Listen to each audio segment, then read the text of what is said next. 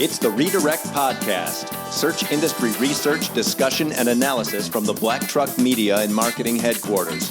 And now, redirecting you to the Black Truck team.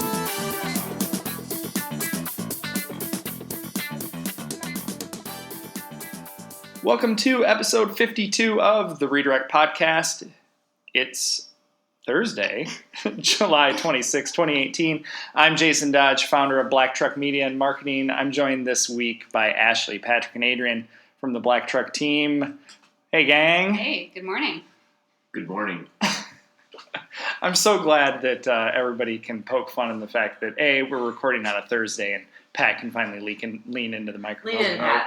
Yeah. Lean in. I'm just going to Somebody get him a book. not make any comments further. All right. Well, welcome to this episode of the Redirect. Yeah. Oh God, no. We're not going there. We're gonna move. We're gonna move forward. No cuts. Yeah. No cuts. Somebody Raw. drops the F-bomb. We'll just keep rolling. Raw and unfiltered, actually. So lots of things happening in the search industry this week. We finally have the official rollout. I'm looking across at Pat of Google Ads. So let's no longer call it AdWords. I'm still calling it AdWords. Everybody's Everybody's calling it calling it AdWords. AdWords. Have it. Our AdWords team still calls it AdWords. It's fine. So that's okay. By the time people actually make the move over to the new They'll change ads it back. interface, yeah, something will change. So I think between that, Chrome starts telling users HTTP sites are not secure finally. So they said July. They actually did something about it. So here we go. So what do you guys have to share this week? I'm not going to jump in on my super geeky topic just yet. I'm going to let you guys ease everybody in. I would like to share that the new Google Ads logo is far too similar to the Google Drive logo. So, which is also similar to all of their other webmaster products. Yeah. Right. So, Yeah. I'm a tab person. That's a struggle bus. Yeah, I know. I've been complaining about it in the office here. So, Yeah. when your Google Ads tab is next to your Google Drive tab in Chrome, the favicon looks identical, and you get confused. So, just a little learning curve. Also, if you go to adwords.google.com, it redirects you to ads.google.com. But if you go to ads.google.com and you log in, it takes you to adwords.google.com. Wait, who's on first? Right. Get it together. Yeah. It sounds Seriously. really complicated. Very, very complicated. So I can jump into a conversation about keywords and keyword clustering in different search intent in categories of keyword research. Something that was discussed at MozCon a little bit, and the clustering, the specific subject of clustering has piqued interest for me, and it's something that I've been trying to come up with a solution for it in my own work, and without being able to verbalize what that is called. And clustering, I think, is a pretty good way to call it out. And something I've always struggled with is the 10 different ways to say the exact same thing, and what you bid on and how you go after it, and what do you put in your titles and your descriptions. And so much, we still see so much spam out there in page titles and descriptions and H1 tags and things of that nature. And the clustering is what Google is really working on moving forward, and the different search intent, the way that clustering can work, breaks it down into four different intent categories or intent groups. We have commercial or high intent, informational intent, transactional intent, and navigational intent. And this isn't anything new. This isn't something that is up and coming. It's just something that I'm verbalizing that, again, from time to time on these podcasts, I like to go back to the basics and reevaluate the way we're doing things. And the questions we need to ask ourselves is, what is the function of the page? What are we trying to do, and who are we trying to reach? And I think that's going to be a big concept on how you phrase out your page. Like, what is the function of? Is this an ad? Are you trying to gain impression share for an ad?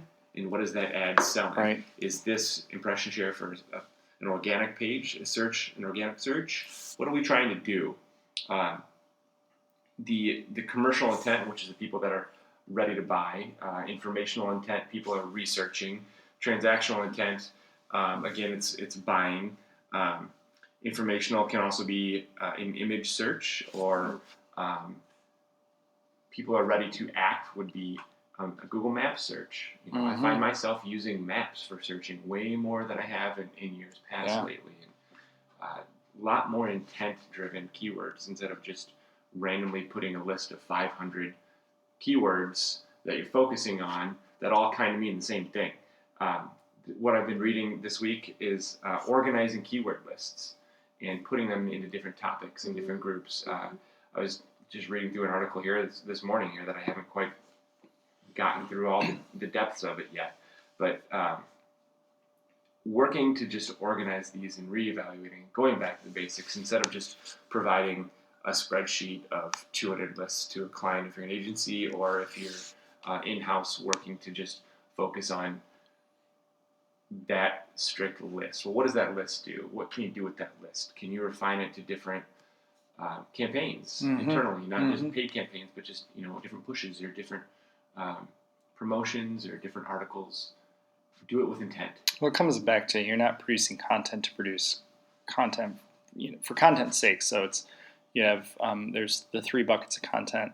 I'm looking at some of our own processes and stuff, and Adrian and Ashley will surely chime in. Is that brand affinity content and where those keyword clusters fit in, demand-based content, customer success and resources. If you view content based off of that and our own probably content marketing models sometimes, where different types of keywords are based off of the intent and the theme of it, I think is really important. This just further kind of, I guess, elaborates on those that are still kind of lazy and are just trying to feed the robot versus those that are trying to really serve a need of a public or a stakeholder, which, I mean, that's marketing, right? You're supposed to care about the people that are the consumer. And so I think I heard you actually talking about this, I think, with a client on the phone the other day, or somebody on the phone the other day. And it seems like this should have come first, this shouldn't have, I don't know what took so long, or how come this shouldn't be something that's like novel or new or exciting. This just makes sense. Because like you said, like how many types of phrases do you have to create to come up with the same idea? Right. Well, there's multiple ways to say it, right? There's multiple ways to say it. So why can't we just group that all together and say it's the same thing? And it's the way data is being provided to us in our search tools, that impression share is already being clustered and telling us what. Sure. Doesn't matter the tool you're using, it very much is being clustered. Right. So if this keyword phrase has 200 impressions a month, and that one also has 200 impressions a month, more than likely they're bringing the data together. And if you're doing your keyword selection just strictly based off of what the data is telling you, and not actually going and doing your own, what I refer to as like a gut check. You're not going and actually doing a couple searches yourself to see what's coming up, what are the suggested searches, the questions around that, who's coming up in those SERPs. You're not taking any of that into account. I don't know how you're going to be able to select the proper keyword theming or clustering approach. There's no answer. There's except gut checks and monitoring. Yeah. It's really good. That conversation made me think of one of the presentations at MozCon 2. I believe it was Hannah Thorpe who mentioned the concept of canonical keywords. The different keywords that or phrases that can mean the same thing, and I thought that was interesting. That share the same search volume, going back to what you said. And then a little bit of a tangent, but there's also talk about lemmatization. I think it was part of Mike King's presentation. So stemming different words, different forms of words. I mean, this is somewhat basic, but also something to think about, where there's, he used the example of love, loving, lovingly, loved, lover, like if those using different forms of the same word, that you, maybe this is kind of going in a different direction, but no, it's not, and it's really not. This, I don't think any of this is basic. Like I don't think you guys should discount it for that at all. Is that to Adrian's point, people still, marketers still, designers, developers still are not thinking. SEOs are not thinking to this level. They're not thinking. You'll have a brand that has their own voice and they have their own brand affinity, and this is who they identify with, and this is what it should sound like, when it has nothing to do with the layman and how they're searching for it. So we're like, okay, how do we mash that together? But then you're not taking it a step further and saying, well, what are those other questions? What are the reasons why? And that's what Mike talks about, and that's where keyword clustering comes into play. It isn't just about one single keyword anymore. Right. And it hasn't been for a long time. It's much, much more. That's good. It's a good reminder. I'd like to segue into another cluster. Let's go. A different type of cluster. Adrian, you bring such a different dynamic to the podcast. I know. It's great to have you here. Yeah, it's just this is a street level cluster. I know that a lot of people have been thinking, like, when will Facebook finally pay for the 2016 election drama? And if you've opened up your internet browser and at any point in the last 2 days, you've seen that they are paying for it, literally. Yeah, I almost discussed it. I almost was going to talk about that. Well, I'm glad you didn't. Thank you. But there was a shareholder call and a multitude of things that have happened over the course of the last several months that have sort of created this system, let's say, where Facebook is starting to kind of pay for shenanigans, essentially. And the first and foremost and most visible one that you've seen in pretty much every headline of every business magazine or newspaper is that the stock price and the after hours took a tumble, and the reports were between 20 and 26%, but most people are reporting between 20 and 23%. Which in number, in like dollars in your pocket, is $130 billion. It's a bunch of money. With a B. So, disclosure, I own 6 shares of Facebook. Yeah. So how do you feel about that today? Yeah, I'm good with it. It's you never really like to see that. On the graph. I've just pulled up this is this is the 1 month. This is the 30-day. Right? Pat watches it real close. There is that debacle with Cambridge Analytica a few months ago. But that didn't impact the price. That actually pushed the price up 26%. And when it was done, yeah. If you look at the 6 month, you can see those dips. This is that, and then it came back, and here we are today. Are you advising people to buy in? I'm not. I know. I am not a licensed broker of any sort. So right. Full disclosure. Don't listen to me. Right. What I'm saying is, they're having a rough week. Yeah, so here are all the things. They're investing a ton in security, and to do that, they have to bring on a lot of people, and that pushes their HR count basically over like 31,000 people, which is wow. I think that they're at like 28. How's that compare to Amazon? Do you know? I have no idea. The transparency in ads, where now you can look up your own ad data and find out how exactly they're targeting you, and people aren't loving that, and the whole delete Facebook situation that occurred pretty recently, the GDPR privacy practices, that's impacting their European modeling, negative headlines. I mean, we got a lot of those.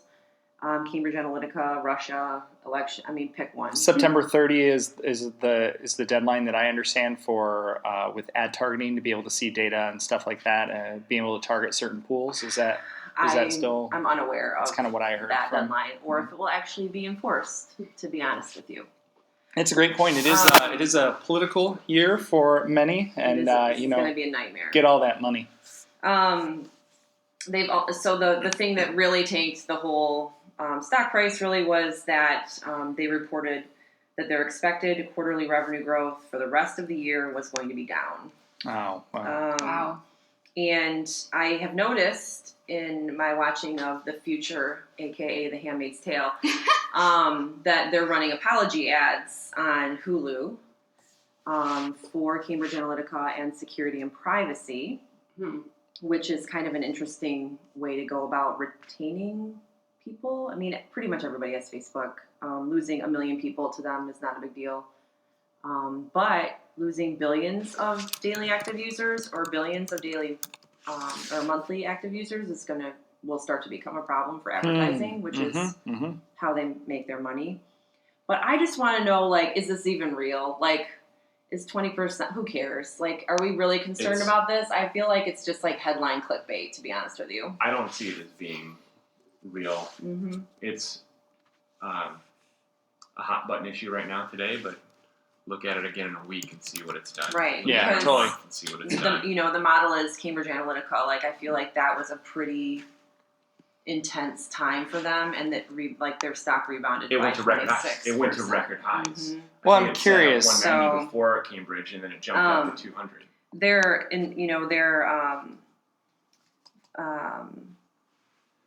finances, and when they reported that out, was that this is a period of slow growth, but that's still them making $13.2 billion, and that's still 42% higher, like the year over statistic. So this year over last year. That to me doesn't signal like 911 or a lot of the SOS. Right. A lot of the hoopla that you're going to hear are just people that are not investors. At the end of the day, the investors are going to stick around. Yeah, and I mean, I don't know if you're looking at technology in general, and that Facebook is more than, Facebook now is more than just Facebook. It's Instant Messenger is its own separate app. Instagram, its own separate app. WhatsApp, the acquisition of that, its own separate app. I'm surprised Marketplace hasn't spun off in its own separate app now. But the new metric that they released in that to kind of like appease, I think, stakeholders or shareholders rather, was 2.5 billion people use at least one of their apps daily. At least one. So how many? Okay, did you log into Instagram today? I haven't logged out of Instagram ever. Right. So you're using Instagram. Yeah. You're using Instagram. That's your main one. Monograms, Facebook. I just, like this morning, I have a couple of friends that live overseas. We use WhatsApp for our main method of communication. So I try to get to them in the early morning because that's when we can actually chat. So I've used all of those today. Yeah. I don't think that I can get away from that. Yeah, it's like a part of daily life. Right. So even if you're not posting like status updates or photos on Facebook, you're probably using something that they own or is related to their well-being. You're using it if you're not using it. True, because you're logged in. If you're logged in and you're traveling the internet, you're same thing using it. Same thing with Google, right? I mean, it's Google, Facebook, Amazon. Those are your big three players to focus on and to look at right now. And so the future of Facebook, one of the parting, items of that conference call that they had with their shareholders was that they're looking to further monetize Instant Messenger and further monetize WhatsApp, which I think most of the popularity of WhatsApp anyway has been lack of ads and promotional items. So I don't use it because I don't want I don't need to mess with another app. Like, I don't need to mess with another app. It's good for international community. Yeah, sure. Friends are traveling. Yeah, outside of the States, it's a pretty popular. Yeah. Excuse me, and it's become a prime method for people to transfer money, transfer files, significant, size files, photos, videos. So I don't know if that's. We should make sure that we send a link to this podcast to Senator Orrin Hatch so he learns how this works as well. So he knows how the interwebs work? Yeah. That would be great. This is good. So we shall see, as usual, how it plays out. Interesting. Yeah, put it on your calendar to touch back on this in like 2 6 months. months, Yeah. 2 months? Well, and the question is, so you got shareholder value, stock pricing. I always look at I call it advertiser value. Do we see an increase or decrease in the level of advertising that takes place, and do we see an increase or decrease in cost per click or cost per thousand? I was just looking at an article that said that tried to basically compare Google ads with Facebook ads, which is stupid, but it was out there. And of course, people said that Google ads were more effective for them than Facebook ads. Sure. But also, I'm on Google all the time. I Google everything. Everybody Googles everything. You're not Facebooking everything. Right. So just the reach in general and the audience is so different that it's impossible comparison. It's a much larger pool. I think it would be nice to be able to try to make that comparison, but it's not an apples to apples game at all. It's like apples to screwdrivers. So I think that anyone trying to make those types of comparisons runs a really dangerous risk of using advertising in such a solo and isolated bucket, in a silo, let's say, that they're not really probably doing their clients much good anyway. So it's a blend, it's a mix, I mean, it's like anything else. What's your marketing mix? Who are you trying to reach? But well, that's really good. I got asked some interesting questions today about in an analysis of a site from an SEO's perspective is how does a site look and how is a site viewed from a voice search perspective? And for as much as we've talked about it and for as much I think that we do, that's actually the first time that's been asked directly of, hey, how do we look from this perspective? And so reach out to a couple other industry professionals, and there's really nothing that exists right now in the market to tell you whether or not you're, let's just call it optimized for voice search or how you're doing. There are certainly, I think you could glean some insights from things such as, certainly on a very much localized level, things near me, things by me, that type of thing. Question and answer based.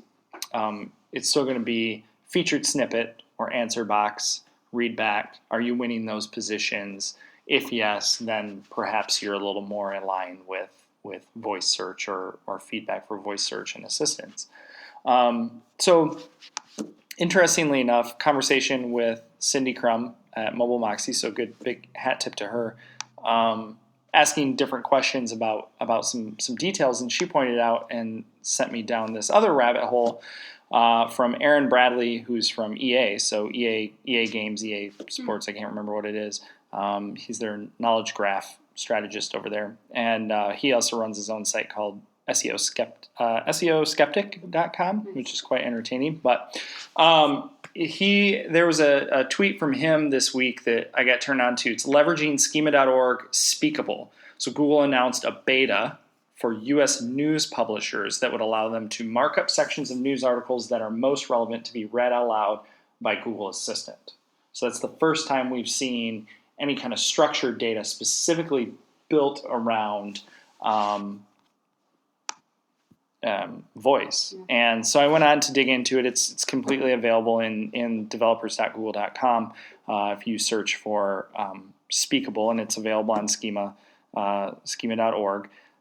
So what it does is it's going to look for those articles or a page that's best suited for an audio playback using text-to-speech. The markup will allow these other applications to kind of identify what the content is, read aloud, give that back to you. It can be used for Google Assistant to help distribute the content through new channels and a wider base of use. I'm basically reading that and paraphrasing right from Google. The structured data is looking things like answering topical news queries on smart speaker devices. So you have to go through a process to understand whether or not your site and content is eligible. And the biggest rollout with it right now is news media. This is super problematic. It is very problematic. I mean, talk about like your search bubble, right? Like, and how your like when your Facebook feed is delivered to you, and you have only certain types of news. That's right. And so if you only have certain publishers that are even able to make that, I mean, this doesn't make any sense to me whatsoever. Also, update on my Google Home Assistant. It's in a drawer unplugged. This is great. So I'm wondering what. Interesting. What do you know? I'm wondering what in the world. Let's go back to Pat's prediction of voice search in 2018. Shut up, Google. But that seems to be like, segregation of data. That's I think icky to me as a researcher. I think it'll be interesting because Google's really pushed, and Twitter, all of them have pushed for this whole, they've got to filter out this fake news. So this is going to muddy the waters. Giving people a choice? Giving publishers better access or more access is the exact same as, Right. It's neither one, like, all fake or all, separated by whatever this is going to be. Like, that's not good either. Well, I think so. There's a couple different things. Let's walk through two items here. You have to go through. This is for the U.S. only. Let's kind of set some ground. Also problematic. Yeah, right. U.S. only. Google Home devices. So English speaking Google Home devices, U.S. only. Like, let's not. I can't believe someone doesn't think this is a terrible idea. Okay. So you have to go through the Publisher Center or set up a valid edition in Google News Producer. So there's proper channels and things to go through. That's not to say that, like, no offense to BuzzFeed, but that, like, BuzzFeed can't go and do the same thing, or I can't go and do the same thing with Michigan Ski Report. Plenty of industry leaders that have really sound blogs. And you're right. So let me challenge you with this, though. I think you make a great point, because the problem that this runs into is it butts up against good journalism, right? And search as we know it now with featured snippet. This is about money. No. Yes, it is. If I'm a huge publisher, I can do this. If I'm a small blogger, I can't. Is that what this is? No, you could do this. I'm going to walk through these steps, I think, with Michigan Ski Report, and I'll let you know how it works or if it flies. But what it is that I can argue this point all day long, is that this is no different than any site. It's like advertising. Than any site winning. No, you have to take the monetary mindset out of this. This structured data, schema markup, this is all about winning a featured snippet to get the audible feedback, the audible callback. This is no different if my commercial widget selling site wins that for how to make this widget blue versus Ashley's competing site of how to make this widget blue. It's no different. The problem is that we have, air quotes, free press. So this butts up against journalism. That's the biggest hitch in this. The other thing is U.S. only. Think about media right now. Who has the most objective look on American politics, let's say? Is it U.S. journalists? Is it U.S. news folks? I don't know that it is. I'm not saying it's perfect. I'm just saying that I don't think currently this is a monetary like Google Home thing. in the drawer. So it's just in beta, so it's just like it's still being developed. Also, a point on that, as far as your thought on a small blogger versus a big time news outlet. A featured snippet generally is going to be something coming from evergreen content, not a revolving article. However, if they're not even eligible, that's the problem I feel like I'm getting, I have a problem with. Two different things, too. So I think to go through those guidelines and be eligible, I'll look at those and we'll circle the wagons and we'll include those in show notes. Yeah, no, I get that. I totally get it. But the other side, too, is that... It should be coming from the content, but if you're not eligible, let's say we're all eligible. It's how relevant you are. Yeah. If it's Michigan Ski Report versus U.S. News, and I'm more relevant to skiing in Michigan than U.S. News would ever be, and it's localized, I'm going to get the win. Right, if you're eligible. I said everyone. The caveat was the ground rule was everyone was eligible. Okay, but that's not how it actually is. We all get trophies, orange slices all around for everyone. Okay, so that's coming. Yes, you're correct. You have to be eligible for it. I get that. The eligibility requirements, I don't know whether or not everybody will be able to hit that or not. So that'll be interesting to see how it goes. So, okay. I love censorship. It's going to be great. Yeah, well, it's basically about a 1 to 3 week process to go through.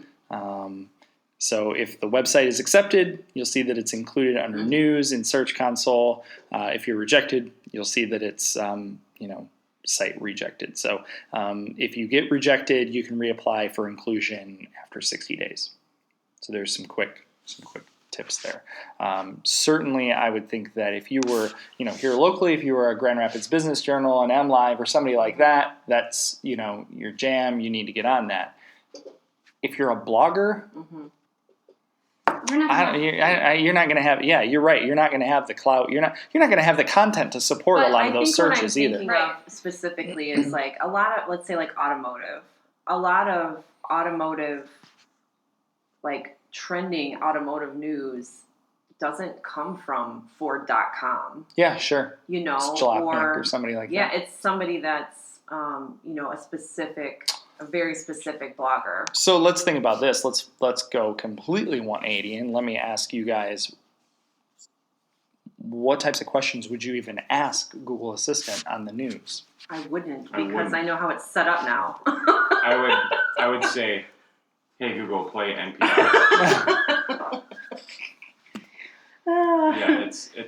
I wouldn't ever. I mean, I listen to NPR every day in the car, and I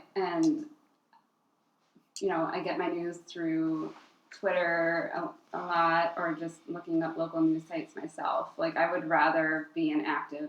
I think this goes back to choice, and we were talking about that with reminder of the voice search. Like, I want to be able to choose stuff. So if I want to be the filter. If you were more conservative minded, would you ask Google News that type of thing? And if you do, I think you're going to be asking it the same things that you're asking it now. What's the weather? What's a sports score? Something like that. I don't think you're going to say, what did Trump ban now? Mm-hmm. It's still a gimmick. Voice search is still a gimmick. I'm saying it out loud. I said it in January. It's a gimmick, and we talked about it a lot because marketers pushed to have devices placed in our homes. Everyone said it was going to take off because marketing pushed the devices. Mm-hmm. The devices got cheap, and everybody has them. And that was the first step. But then it faltered, and the adaptation rate is floundering. I don't think that there's going to be an end to the push for it, though. Well, I was just seeing that in order for Google Home to make up the Alexa difference, basically they're looking at giving them away to pretty much every person that asks for one, because it would still benefit them. Yeah, because of how it's used. They just Google just got banned. Hit with a $5 billion fee. Oh yeah. I will tell you. So I swapped vehicles with my wife yesterday, and I was a little pissed that I actually had to use my hands to make a phone call yesterday in the older car. I'm glad that you survived that experience. Yeah, I was kind of frustrated. I was like, "You mean I can't say okay, Google, call?" And no. Well, I was really frustrated with that. So again, we're back to the distinction between voice search and then voice assistant. Yes, correct. And so the assistants, I think, are always going to be in demand and are going to continue to grow. Yes, voice search may not be what everybody thought it would be. And to clarify, thank you for bringing that up, because this is about Google Assistant. This we can go both ways as to whether or not this is a Google search, what we talk about as Google search and getting SERPs and things like that, versus what's the weather, the assistant type, or how much is XYZ type of thing. So, I don't know. Beta, I don't know. I still just like being my own filter. I like to be able to do the diligence myself. I agree, and I hope, I like to think the majority of people do that. That's really kind of you. But that's being too kind. So yeah, that's what I got. Ashley? All right. Well, switching gears a little bit, Google has updated their search quality rater guidelines within the last week. So I saw some headlines cropping up about this week, and then I finally had a chance to read up about it this morning. And this is something that's always going to interest me. It has a lot to do with not just the quality of a website itself, but the quality of the content, which does not directly contribute to SEO or rankings or anything like that. But if you're not serving up useful, beneficial, helpful information, the user's going to have a bad experience. They're going to leave your site, and Google's going to know, and they're going to, use that information accordingly. So I've seen some chatter in reaction to these updates. A lot of people like, why do you care? What's the, this doesn't impact SEO. Well, no, but I think SEO should care about this, because it's not just kind of going back to the discussion of keywords. It's not just about keywords when you're optimizing a site. It's also about making sure the information that's there is UX. Yes, the UX in terms of information and how it's displayed, what the user's experience is going to be. So with that, ironically, it appears that these new rater guidelines were taken down by Google this morning. Oh, fantastic. Oh, no. So I guess these guidelines have been used for about 10 years or so, but they were only shared publicly by Google in 2015. And I don't know if it's a factor of Google restructuring their website or not, but Barry Schwartz just posted at Search Engine Roundtable this morning that apparently the PDF is no longer available. So we will see if we're able to actually access and read these guidelines going forward. I'm hoping it's just a temporary thing.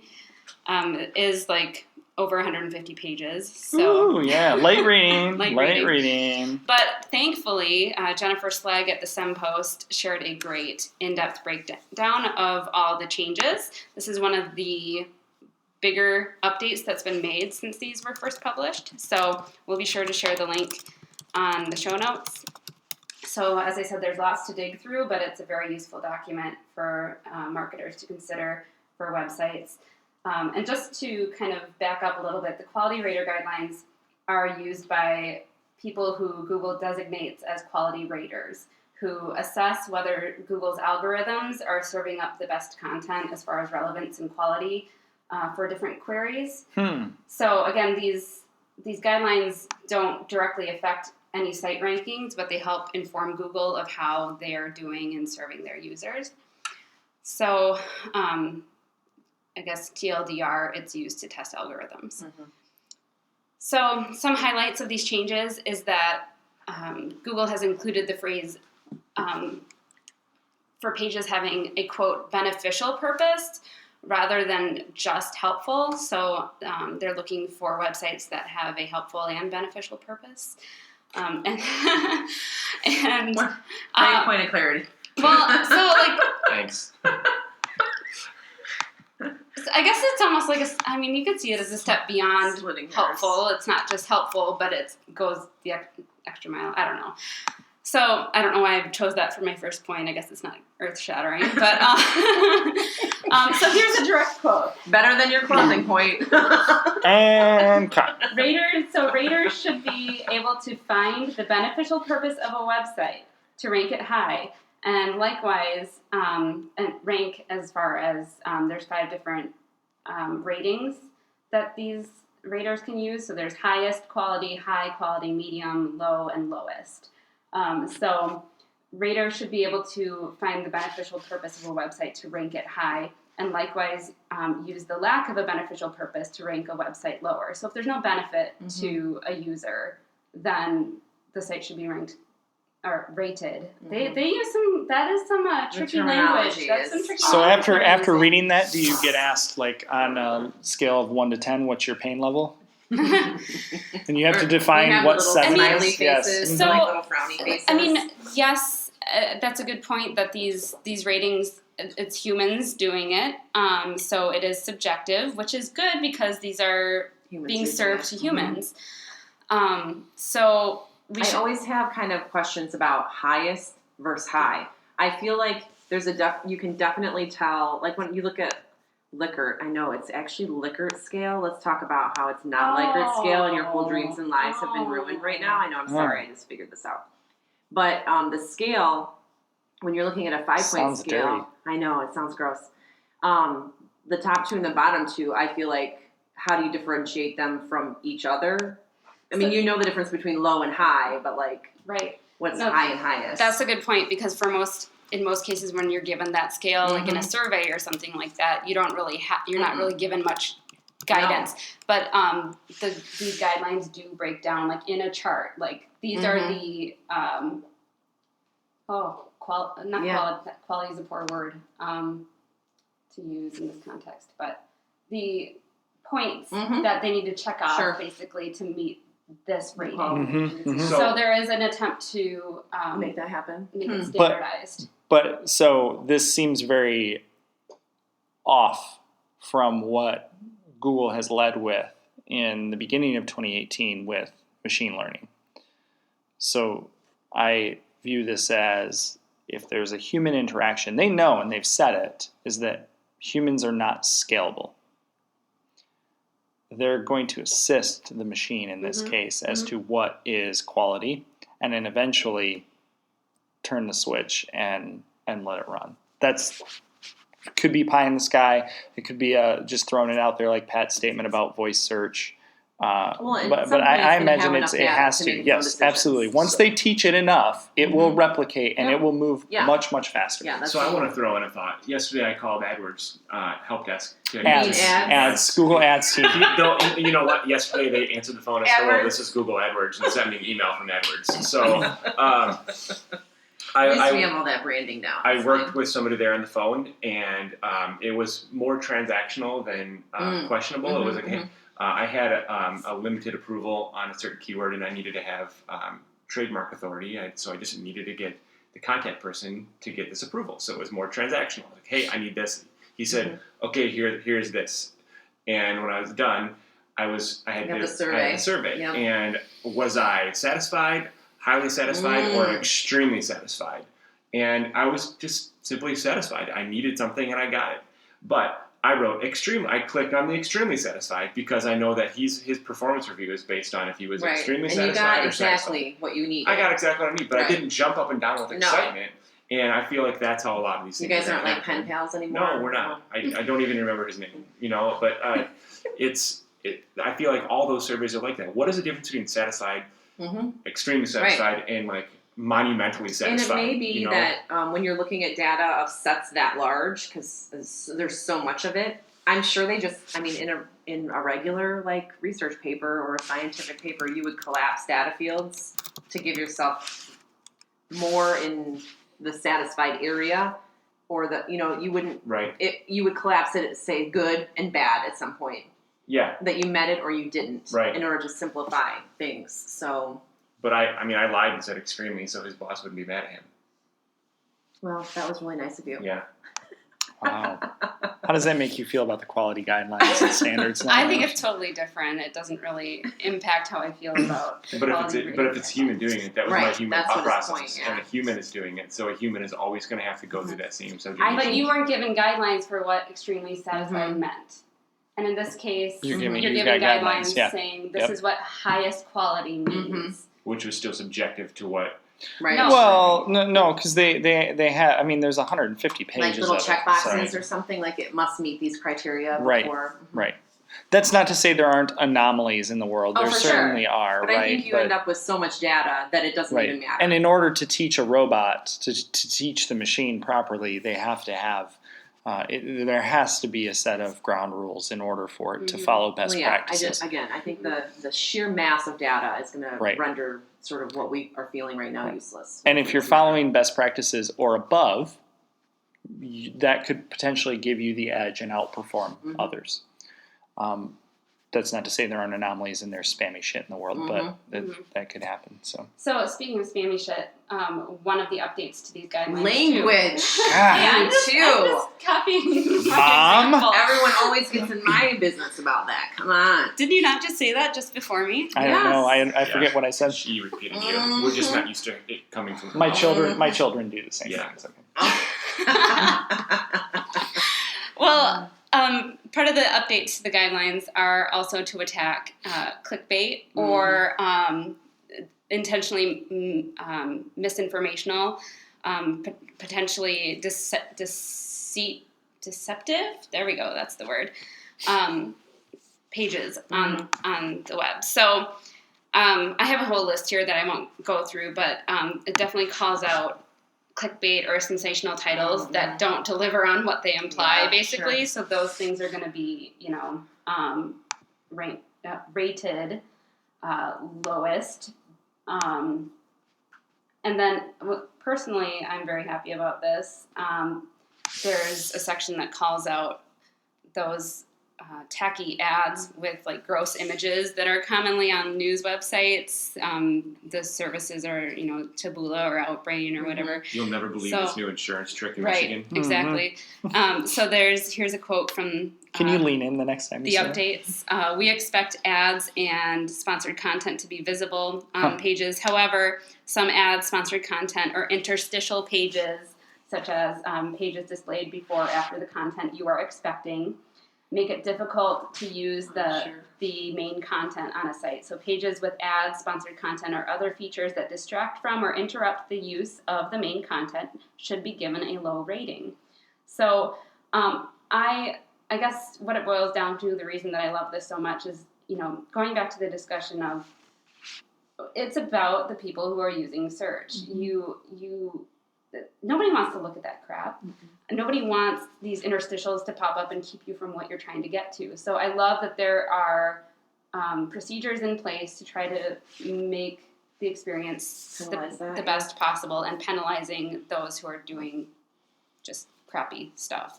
Now, there's the whole conversation about how Google is trying to keep people on their own site more, which is a totally other topic. But I love that for those queries that are bringing people off of Google, that there's these guidelines in place to help make the algorithms do the best that you can to deliver good, helpful, beneficial I'm content. curious how that will be read when you go direct to a site, like a news source that has sponsored content hidden in their subject lines that make it look like it's just another article, but in fact it's a sponsored ad.